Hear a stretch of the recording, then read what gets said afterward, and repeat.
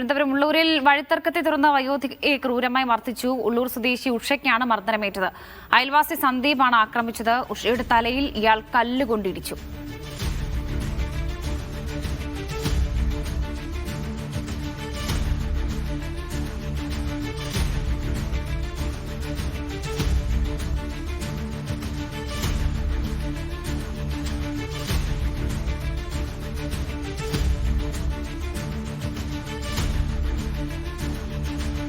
സിജോ വിജോനോട് വാർത്തയുടെ വിവരങ്ങൾ നൽകാൻ. സിജോ, എന്താണ് സംഭവിച്ചത്? ദൃശ്യങ്ങളടക്കം ആ ആക്രമണത്തിന്റെ ഒരു ക്രൂരത നമുക്ക് മനസ്സിലാകുന്നുണ്ട്.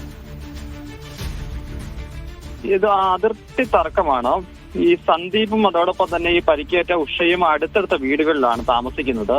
ഏതാനും ആഴ്ചകൾക്ക് മുമ്പ് ഈ ഉഷയുടെ സ്ഥലത്തോട് ചേർന്ന് ഒരു മതിൽ പണിതിരുന്നു. അങ്ങനെ മതിൽ പണിതതോടുകൂടി ഈ സന്ദീപിന്റെ വീട്ടിലേക്ക് പോകുന്ന സ്ഥലത്തേക്ക് വീതി കുറഞ്ഞു എന്നാണ് പരാതി പറഞ്ഞിരുന്നത്. അതിനെ തുടർന്ന് നേരത്തെയും ഇവർ തമ്മിൽ തർക്കങ്ങൾ ഉണ്ടായിരുന്നു.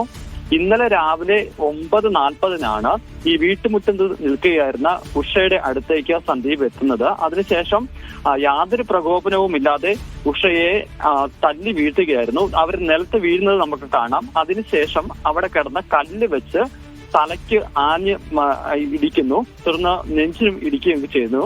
തലയ്ക്ക് ആഴത്തിൽ മുറിവേക്കുന്ന അവസ്ഥ ഉണ്ടായിട്ടുണ്ട്. ഈ ആക്രമണത്തിന് ശേഷം ഇയാൾ അവിടുന്ന് കടന്നു കളയുകയും ചെയ്തു. ആ ശബ്ദം കേട്ട്, ഇവരുടെ കരച്ചിൽ കേട്ട് ആ പ്രദേശത്തുണ്ടായിരുന്ന ആളുകൾ തന്നെയാണ് അവിടെ ഓടിയെത്തുന്നത്. അവരാണ് ഇവരെ മെഡിക്കൽ കോളേജിലേക്ക് കൊണ്ടുപോകുന്നത്. ഇപ്പോൾ ഗുരുതരാവസ്ഥയിലാണ് ഉള്ളത്. ഞാൻ നേരത്തെ പറഞ്ഞ പോലെ തലയ്ക്ക് ധാരാളം സ്റ്റിച്ചുകൾ ഉണ്ട്. ICUവിൽ ചികിത്സയിൽ തുടരുന്നുവെന്നാണ് നമുക്ക് മെഡിക്കൽ കോളേജിൽ നിന്ന് ലഭിക്കുന്ന വിവരം. ഈ പ്രതിയെ ഇതുവരെയും പിടികൂടാൻ സാധിച്ചിട്ടില്ല.